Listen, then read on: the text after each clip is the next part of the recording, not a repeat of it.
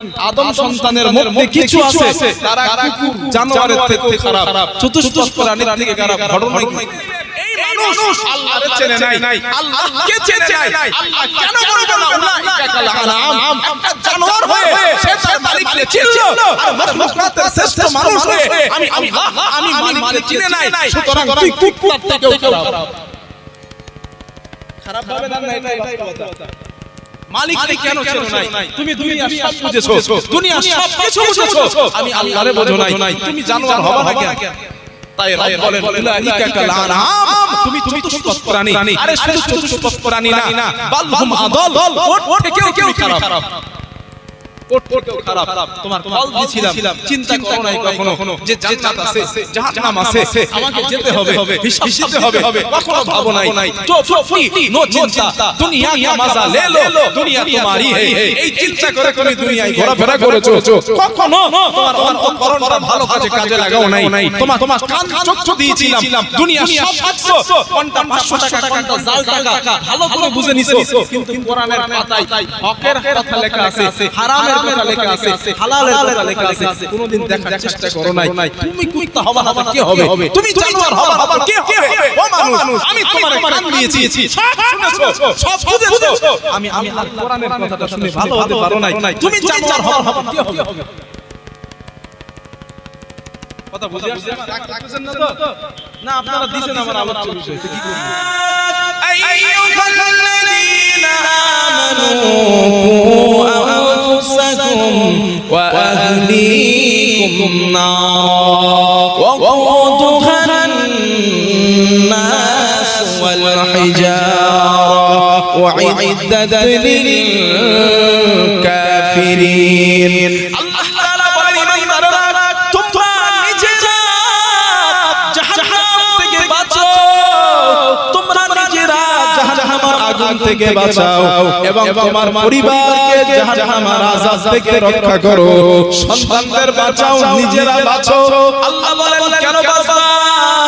ওয়াকুদুহান নাসু ওয়াল হিজারা, ওই জাহান্নামের খোরাক ইন্ধন হবে মানুষ আর পাথর।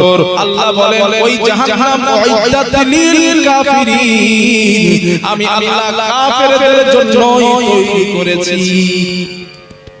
কথাটা বুঝে আসছে? জাহান্নাম বানানো মূলত কাদের জন্য? আরো জোরে বলেন, জাহান্নাম মূলত আল্লাহ বানালেন কাদের জন্য? কাফেরদের জন্য। এই আয়াতে আল্লাহ বলেন, অন্য আয়াতে আল্লাহ বলেন, আল্লাহ তাআলা বলেন ইয়া আইয়ুহাল্লাযীনা আমানু তাকুল্লাহ, ও ঈমানদারেরা তোমরা আল্লাহকে ভয় করো, তোমরা আল্লাহকে ভয় করো। আল্লাহ বলেন ওয়াকুদুহান নাস ওয়াল হিজারা, জাহান্নামের ইন্ধন হবে মানুষ আর পাথর। ফাত্তাকুন নার আল্লাতী ওয়াকুদুহান নাস ওয়াল হিজারা, আল্লাহ বলেন জাহান্নাম থেকে বাঁচো, ওই জাহান্নামের ইন্ধন হবে মানুষ আর পাথর। উইদ্দাত লিল কাফিরিন, আর আমি আল্লাহ ওই জাহান্নাম বানালাম কাফেরদের জন্য। এই আয়াতে বোঝা যায় আল্লাহ ঈমানদারের জন্য জাহান্নাম বানান নাই, আল্লাহ জাহান্নাম বানিয়েছেন কাফেরদের জন্যই। ঠিক ঠিক। 3 নম্বর আয়াত আল্লাহ তাআলা বলেন ওয়ালাকাদ যারানা লিজাহান্নামা কাসীরাম মিনাল জিন্নি ওয়াল ইনস। আল্লাহ তাআলা বলেন আমি অধিকাংশ মানুষ এবং জিনকে জাহান্নামে জ্বালানোর জন্য তৈরি করেছি। আরবিতে কাসীর শব্দ ব্যবহার হয় অধিকাংশের কারণে। কাসীর মানে অধিকাংশ। রব বলেন অধিকাংশ জিন আর ইনসানকে আমি জাহান্নামে দেব। এটা আয়াতের কথা, আর হাদিসটা মনে আছে না? নবী বলেছিলেন অধিকাংশ 70 দলের 72 দল হয়ে যাবে, 73 দলের 72 দল। জোরে বলেন একটু। তাফসীর মাহফিলটা এমন মনে রাখতে হবে, নাহলে সমস্যা। 73 দলের 72 দল কই যাবে? জাহান্নামে, এক দল জান্নাতে। আর আল্লাহ কোরআনে কি বলছেন? কাসীরাম মিনাল জিন্নি ওয়াল ইনস, অধিকাংশ জিন আর ইনসানকে আমি জাহান্নামে জ্বালানোর জন্য সৃষ্টি করছি। তাহলে আল্লাহর কথা রাসূলের কথার মধ্যে কোনো পার্থক্য নাই। এটা হলো ইসলামের মূল থিম, এটা মনে রাখতে হবে। রাসূল হাদিস বলেছেন, নবীর কথা হাদিস, এই হাদিস কিন্তু কোরআনের ব্যাখ্যা, এই হাদিস কোরআনের তাফসীর, এই হাদিস কোরআনের ব্যাখ্যা, কোরআনের বিশ্লেষণ ব্যাখ্যা হাদিস দ্বারা করা হয়েছে। আমার এখন আল্লাহ তাআলা বলেন, গোলাম যেহেতু অধিকাংশ জিন এবং ইনসানকে আমি আল্লাহ জাহান্নামের মধ্যে জ্বালানোর জন্য তৈরি করলাম, আল্লাহ বলেন তাদের পরিণতি হবে জাহান্নাম। কাদের? লাহুম কুলুবুল লা ইয়াফকাহুনা বিহা, আমি আল্লাহ যাদের অন্তঃকরণ দিয়েছিলাম, মন দিয়েছিলাম, ওই বান্দাটা দুনিয়ার সবগুলা বুঝেছে, দুনিয়ার সব চিন্তা করেছে, সবগুলোর উত্তর পেয়েছে, কিন্তু আমি আল্লাহকে নিয়ে গবেষণা করে, তাওহীদকে নিয়ে গবেষণা করে জান্নাতের রাস্তায় হাঁটতে পারে নাই। এক নাম্বার লাহুম কুলুবুল লা ইয়াফকাহুনা বিহা, আল্লাহ বলেন আমি তার অন্তঃকরণ দিয়েছিলাম, ওই অন্তঃকরণ দিয়ে চিন্তা করে নাই।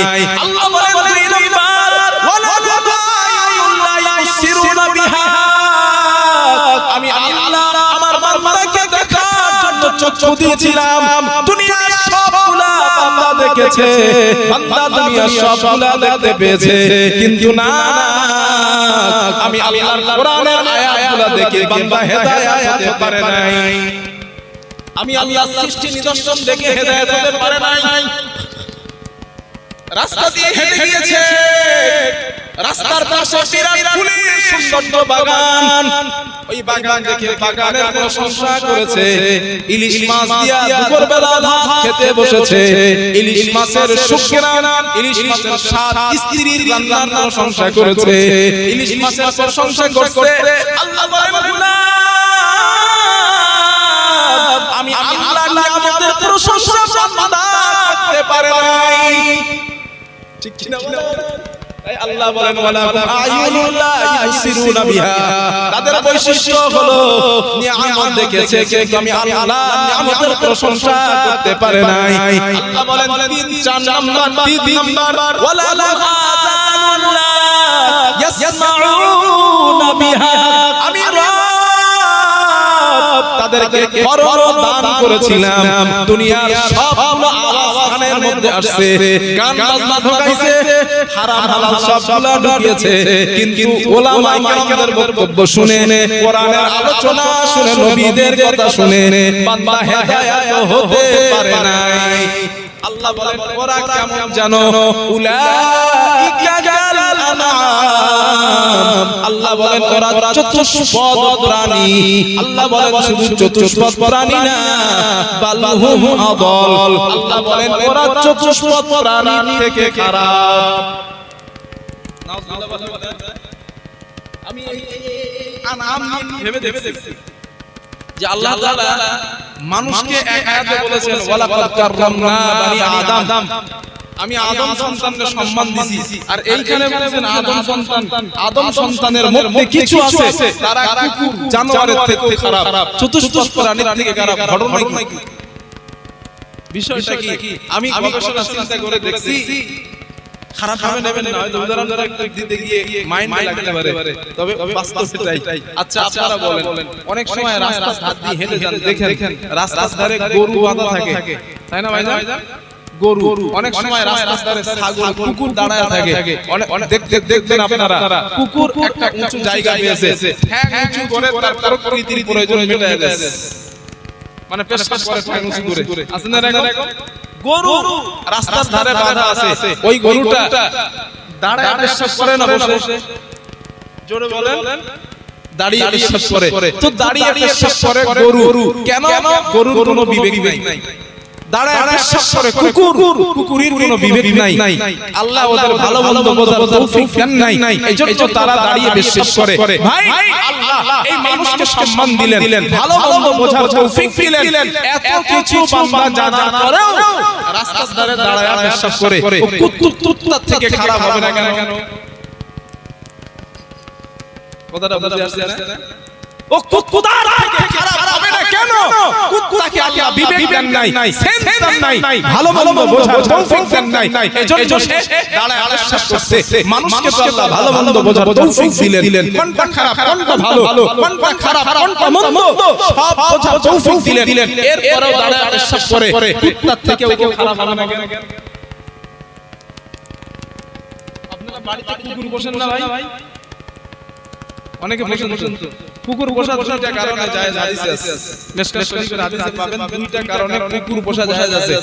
এক নাম্বার সম্পদ পাহারা দেওয়ার কারণে, দুই নাম্বার শিকারীকে শিকার করানোর কারণে কুকুর পোষা বৈধ।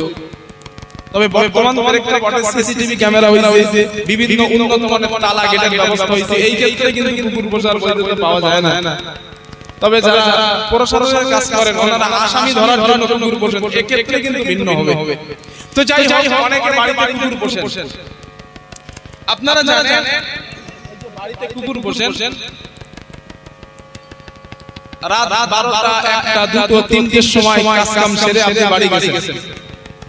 আপনার বাড়িতে বিরাট বড় একটা গেট, পাঁচিলের মধ্যে কুকুর আছে, আপনি গেট খুললেন, ভিতরে ঢুকছেন। কুকুর আপনারে দেখে কি ঘেউ ঘেউ করে ডাক দেয়? হ্যাঁ, ডাকা তো দূরের কথা, আর ওই মালিকের পাশের কাছে আসে, এসে লেজটা নিয়ে এমন করে নাড়া দেয়, মানে কুকুর গ্রিন সিগন্যাল দেয়, হুজুর আমি আপনারে চিনে ফেলেছি, আপনি আমার মুনিব, যান কোনো সমস্যা নাই, আপনি ঘরে যান। কিন্তু ওই রাত 3টার সময় যদি একটা অপরিচিত লোক আপনার বাড়িতে যাইতে কি হবে?